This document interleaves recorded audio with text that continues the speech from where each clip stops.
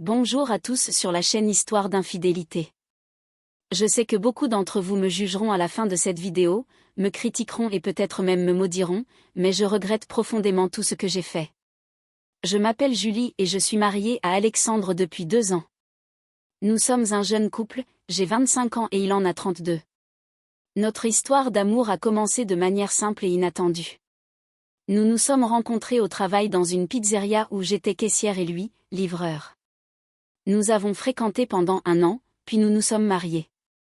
Nous avons toujours eu un lien fort, je lui fais confiance et il me fait confiance. Nous nous sommes toujours laissé de l'espace, ce qui a aidé à éviter les disputes inutiles. Parfois, nous avons tous besoin de temps pour nous-mêmes, surtout quand on est marié. Depuis mon jeune âge, j'étais une personne tranquille, très timide pour faire quoi que ce soit, surtout être intime avec quelqu'un. Mais tout cela a changé lorsque j'ai commencé à sortir avec Alexandre. Il a toujours été patient et m'a aidé à surmonter rapidement mes traumatismes et mes insécurités. Au début, notre relation intime était tiède, mais pas à cause de mon mari, bien au contraire, il avait toujours beaucoup plus de libido que moi. Mais je pense que c'est normal, les hommes pensent toujours à ces choses dès leur plus jeune âge. Ce manque de libido a lentement commencé à gêner notre relation. Il voulait toujours faire quelque chose et moi, je voulais juste m'allonger et dormir. J'ai même menti en disant que j'avais mal à la tête juste pour éviter de faire quoi que ce soit. C'est alors qu'il a eu des idées pour pimenter notre relation. La première était d'acheter des jouets. Au début, je n'aimais pas l'idée et nous avons même eu une grosse dispute à cause de cela. Je lui ai demandé s'il était fou, pensant que j'étais une femme quelconque. Ces mots ont blessé Alexandre et il n'a plus jamais abordé le sujet. Mais après cette dispute, j'ai réalisé que j'avais peut-être été trop rigide. J'ai décidé de donner une chance à ses idées, après tout, il voulait juste améliorer notre relation. Nous sommes allés ensemble dans un magasin spécialisé et même si j'étais un peu embarrassée, je me suis finalement sentie à l'aise. Quand nous sommes arrivés, j'étais étonnée par l'énorme variété de produits. J'étais choquée, cette industrie doit faire des millions. Nous avons passé beaucoup de temps à regarder autour jusqu'à ce que je choisisse finalement un petit jouet vibrant qui ressemblait à un rouge à lèvres.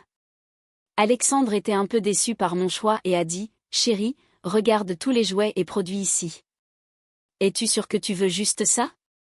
Prends quelques autres choses. » Je lui ai dit que je lui laissais le choix et qu'il pouvait prendre tout ce que nous utiliserions.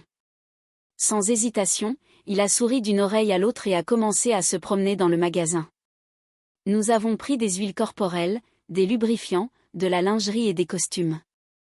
Dans la dernière allée, je suis tombée sur diverses prothèses de différentes couleurs et tailles. C'était tout nouveau pour moi, je n'avais jamais vu quelque chose comme ça en personne. Quand je me suis retournée, j'ai vu Alexandre tenant une prothèse en cyberskin noir. Je jure que j'étais surprise et choquée, cette prothèse était énorme et épaisse, on aurait dit un bras. Je l'ai regardée et j'ai dit « Chérie, c'est pour qui ?» en commençant à rire nerveusement. Il a joyeusement répondu « C'est pour toi, fais-moi confiance, détends-toi. » J'ai décidé de le suivre, nous étions là pour trouver une solution. Nous avons tout payé et sommes rentrés à la maison, excités, surtout Alexandre, dont le bonheur était évident de loin. Lorsque nous sommes arrivés à notre appartement, nous avons ouvert une bouteille de vin et préparé quelques collations. J'étais super excitée et stimulée par l'idée, surtout avec les nouveaux jouets. Mais ce grand jouet qu'Alexandre avait acheté m'intriguait. Combien d'hommes accepteraient cela, surtout un aussi grand et noir? Au fil des heures, nous avons parlé et bu, et je sentais que cela nous rapprochait. Avant de continuer cette histoire, je vous demande de vous abonner à la chaîne et de laisser un like. Nous postons des histoires vraies tous les jours. Enfin, le vin a fait effet, à ma grande surprise, tout ce à quoi je pouvais penser, c'était d'essayer ces jouets. J'ai appelé Alexandre pour aller dans la chambre et vérifier les choses que nous avions achetées. Nous avons ouvert les sacs et les emballages, mais je ne pouvais pas arrêter de regarder cette prothèse. Elle était si détaillée, les veines, les courbes. Il n'y avait aucun moyen que cela puisse entrer, même avec des litres de lubrifiant. Après quelques minutes à regarder la prothèse, nous avons décidé d'aller de l'avant avec l'expérience. Alexandre, toujours si patient et attentionné, m'a demandé si j'étais vraiment prête. Dans mon esprit, je ne l'étais pas, mais mon corps réclamait désespérément d'essayer tous ces jouets. Nous avons commencé à nous embrasser passionnément. Le vin a aidé à dissiper mon insécurité et ma honte. Alexandre était plus intense que d'habitude, me serrant et m'embrassant fort, comme si j'étais la femme la plus attirante du monde. Pendant qu'il m'embrassait, j'ai commencé à fixer ce grand jouet, me demandant combien de centimètres il faisait, certainement plus de 22. Mon mari n'est pas grand, mais il n'est pas petit non plus comparé au jouet, cependant, il était beaucoup plus petit. Cela m'a rendue folle. Mon esprit était inondé de pensées absurdes. Je n'ai pas pu me retenir et j'ai demandé à Alexandre de prendre le jouet. Il était surpris et a demandé « Lequel, mon amour ? Tu veux l'essayer déjà ?» Nous venons à peine de commencer à nous embrasser. Sans réfléchir à 2 fois, je lui ai dit de prendre le plus grand. Mon esprit était déjà consumé par le vin et des désirs que je n'avais jamais ressentis auparavant. Sans hésitation, il a pris la prothèse, la plaça devant moi et m'a demandé de la toucher, de la presser, de sentir ce que c'était. Lorsque j'ai approché mes mains, j'ai remarqué la différence de taille, mes mains ne pouvaient même pas l'envelopper. J'ai commencé à la presser et à ressentir les détails, et cela m'a rendue folle. J'ai demandé à Alexandre en riant doucement, « Cela ne peut pas être réel, n'est-ce pas ? Je doute qu'il y ait quelqu'un avec quelque chose de cette taille, c'est impossible. » Il a ri et a immédiatement désapprouvé, disant qu'il existait bien des hommes comme ça et que si je doutais, il me le montrerait. Je lui ai demandé comment il allait me le montrer, et Alexandre, excité, s'est levé du lit, est allé dans le salon, chercher son téléphone, est revenu, s'est allongé à côté de moi et a commencé à me montrer des vidéos pour adultes. Nous avons commencé à regarder ensemble vidéo après vidéo. J'étais super excitée et choquée, il y a vraiment des hommes bien dotés. Les vidéos qui m'ont le plus fascinée étaient celles avec plus d'un homme. Voir 2 hommes avec une femme m'a fait avoir des pensées que je n'aurais jamais pu imaginer. Alexandre a remarqué que j'étais plus intéressée et excitée et m'a tendu le téléphone, puis a commencé à jouer avec moi. J'étais déjà trempée et délirante, je n'avais jamais ressenti un tel désir d'être remplie comme à ce moment-là. Pendant qu'il embrassait mon ventre et descendait plus bas, je ne pouvais pas détacher mes yeux du jouet qui était de l'autre côté du lit. J'ai pris courage à 2 mains et j'ai saisi le jouet en commençant à l'embrasser. Alexandre l'a remarqué immédiatement, mais a continué à faire son travail, m'embrassant et me léchant avidement. J'ai essayé de mettre le jouet dans ma bouche, mais il ne rentrait pas. J'ai dû ouvrir grand la bouche. Quand j'ai finalement réussi, j'ai atteint mon apogée, c'était une synchronisation folle.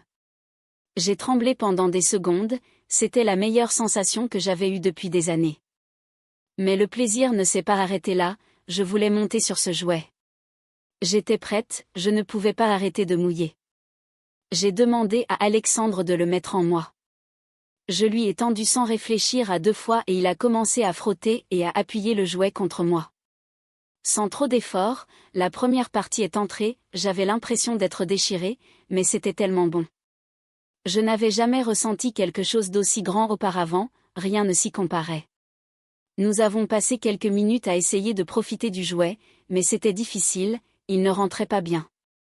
C'est alors qu'Alexandre a eu l'idée d'utiliser un préservatif. Nous n'en avions pas à la maison. Nous sommes mariés, donc nous n'en utilisons pas. J'ai dit que ce n'était pas nécessaire et que nous pourrions laisser ça pour demain, mais il a immédiatement refusé, disant que je devais attendre pendant qu'il prenait la voiture pour aller rapidement à la pharmacie. Alexandre est parti précipitamment, il a même laissé ses chaussons dans la chambre. Je suis restée, regardant des vidéos sur son téléphone en attendant que mon mari revienne. Le feu a commencé à monter à nouveau, les scènes me rendaient extrêmement mouillée. Tous les acteurs étaient bien dotés. Je me demandais comment ces femmes pouvaient supporter des hommes de cette taille. L'idée d'être seule avec ses jouets, sans Alexandre à proximité, m'excitait. J'ai décidé de prendre le jouet et de l'essayer seule. Si ces femmes dans les vidéos pouvaient le faire, je pouvais aussi. Je l'ai positionné en position verticale et j'ai commencé à m'asseoir dessus. Cette fois, sans aucun effort, le début est entré et en quelques secondes à peine, il était déjà à moitié en moi. Sans m'en rendre compte, il était complètement à l'intérieur. Cela m'a rendue folle. Sans perdre de temps, j'ai commencé à monter dessus comme une cogirle, sans m'arrêter. En quelques minutes, seulement cela m'a emmené au sommet. Mais nous, les femmes, pouvons continuer autant de fois que nous le voulons. Nous ne sommes pas comme les hommes qui s'arrêtent après une seule fois. J'en ai profité pendant longtemps jusqu'à ce que je n'en puisse plus. Je me suis allongée sur le lit, complètement épuisée et endolorie, regardant le plafond, désorientée. Quelques instants plus tard, j'ai réalisé qu'Alexandre prenait beaucoup de temps. La pharmacie la plus proche n'était qu'à 5 minutes de la maison. La somnolence du vin et la fatigue ont commencé à apparaître. Je ne pouvais pas rester éveillée et je me suis endormie profondément. Je me suis réveillée le matin, effrayée, cherchant Alexandre. Quand je me suis retournée, je l'ai vu à côté de moi, dormant, et la chambre était complètement rangée et organisée. Je suis allée prendre une douche et la gueule de bois du vin m'a frappée de plein fouet. Sous la douche, je repensais à cette folie que j'avais faite. Comment ai-je pu utiliser ce jouet en regardant ces vidéos obscènes? Le regret a commencé à peser sur mon esprit, mais au fond de moi, j'ai trouvé cela incroyable. Parfois, de nouvelles expériences peuvent raviver la vie personnelle d'un couple. Dans les semaines qui ont suivi, nos journées ont été incroyables. Nous faisions l'amour presque tous les jours, en utilisant les jouets, les costumes, tout. J'ai commencé à devenir accro, je le voulais tout le temps. La luxure a commencé à prendre le dessus sur ma vie et cela m'a détruite. J'ai commencé à penser que ce jouet serait 1000 fois meilleur s'il était réel, mais mes recherches sur Internet sont devenues plus explicites et je suis devenue accro aux vidéos pour adultes. Je voulais vivre cette expérience au moins une fois. J'y pensais toute la journée, sans culpabilité ni remords. Je sais que c'est mal pour Alexandre, mais c'est lui qui a allumé cette flamme. Je ne peux pas contrôler mes désirs et mes pensées intrusives, eh bien, tout a dérapé quand j'ai décidé de mettre cela en pratique. Je vais vous le dire, ce n'était pas prévu, c'est arrivé comme ça et j'ai été faible et j'ai cédé. Il y a exactement un mois, mon mari a obtenu une promotion au travail, quelque chose pour laquelle il avait travaillé dur. Nous étions ravis et avons décidé de faire un barbecue pour célébrer. Au début, c'était juste pour nous deux, comme nous le faisions toujours, mais Alexandre a eu l'idée d'inviter quelques amis pour célébrer ensemble. J'ai accepté, voulant faire de ce jour un jour spécial pour sa réussite. Pendant qu'Alexandre accueillait ses amis, je suis restée dans la cuisine, assaisonnant et préparant la viande. Quand j'ai fini, je suis allée sur le balcon. En arrivant à la porte, j'ai vu les amis d'Alexandre. Il y avait environ 10 personnes, tous des hommes, mais 2 de ses amis en particulier ont attiré mon attention. Ils étaient grands, à la peau foncée, avec des physiques à faire envier. Je les ai immédiatement comparés aux hommes que je voyais dans les vidéos pour adultes, ils étaient très similaires. Cela a commencé à éveiller en moi un désir interdit. Quand Alexandre me les a présentés, j'ai découvert que les 2 étaient cousins. J'étais tellement embarrassée, je pouvais à peine cacher mon visage rougissant. La nuit était agréable et bientôt, j'ai commencé à me détendre. Tout le monde buvait et nous avons passé des heures à profiter et à discuter sans arrêt. Au fil du temps, les gens ont commencé à partir jusqu'à ce qu'il ne reste plus que moi, Alexandre et ses 2 amis. Mon mari était complètement ivre, peinant à rester éveillé. J'ai demandé à l'un des gars, Philippe, de conduire Alexandre à notre lit pour qu'il puisse se reposer pendant que je restais sur le balcon, rangé avec Marcus, son autre cousin. Le silence régnait entre nous, mais dans ma tête, j'avais des flashbacks des vidéos pour adultes. La situation dans laquelle je me trouvais était exactement comme les scénarios de ces vidéos. Je me demandais si j'aurais un jour une autre chance comme celle-ci. Les 2 étaient vraiment beaux et très attirants, mais quelles étaient les chances que cela fonctionne? Et s'il refusait ou le disait à Alexandre? Je serais ruinée. Marcus a remarqué mon nervosité et m'a demandé si tout allait bien. J'ai répondu que ça allait, juste un peu fatiguée par la journée bien remplie. Il m'a suggéré de m'asseoir et de me reposer, puis m'a proposé de me faire un massage des pieds, disant qu'il savait comment faire et que cela serait particulièrement bien pour moi. J'ai accepté timidement, mais aussi par curiosité, qu'est-ce qu'un massage pourrait faire de mal? Nous sommes allés dans le salon et je me suis assise sur le canapé, enlevant mes chaussures pendant qu'il commençait à masser mes pieds doucement. Son toucher était ferme et précis, exactement ce dont j'avais besoin après une journée aussi longue. Pendant qu'il me massait, notre conversation s'est déroulée naturellement. Philippe, remarquant la situation, a également proposé de m'aider à me détendre, disant qu'il pouvait me masser les épaules. Riant, j'ai accepté. Avec Marcus sur mes pieds et Philippe sur mes épaules, j'étais entourée de deux présences fortes et douces. La sensation était incroyable, leur toucher était synchronisé, et je me sentais de plus en plus à l'aise. La tension sexuelle entre nous était évidente, mais aucun de nous ne l'a mentionné. Les caresses sont devenues plus intimes et la conversation a cessé, le silence était rempli de soupirs et de regards pleins de désir. C'était évident, ils attendaient juste mon signal. J'ai décidé que je ne pouvais pas laisser passer l'opportunité. J'ai regardé dans les yeux de Marcus, puis dans ceux de Philippe, et j'ai chuchoté que j'étais prête pour quelque chose de plus s'il l'était aussi. Sans hésitation et un peu surpris, ils ont tous les deux accepté. Ce qui s'est passé ensuite a été une explosion de passion et de désir. Un moment que je n'aurais jamais imaginé vivre. Cette nuit-là, tout a changé. C'était une expérience que je n'aurais jamais pensé vivre avec deux hommes. Marcus a cessé de masser mes pieds et a commencé à les embrasser, remontant ses mains vers mes cuisses. Philippe, qui était derrière moi, s'est penché et m'a chuchoté à l'oreille, me faisant frissonner. « Tu peux supporter deux ?» Je me suis instantanément mouillée et j'ai soupiré profondément sans répondre. J'ai senti quelque chose grandir sur mon épaule et plus cela grandissait, plus j'étais choquée. J'ai regardé sur le côté et j'ai vu Philippe avec son outil déjà sorti. C'était exactement la même taille que mon jouet. Je n'y croyais pas. J'ai même fermé les yeux et les ai ouverts à nouveau. Marcus, qui me caressait, s'est levé et a sorti son outil. Il faisait la même taille, mais Philippe avait un avantage en circonférence. Cette nuit-là, je me suis complètement perdue dans le plaisir.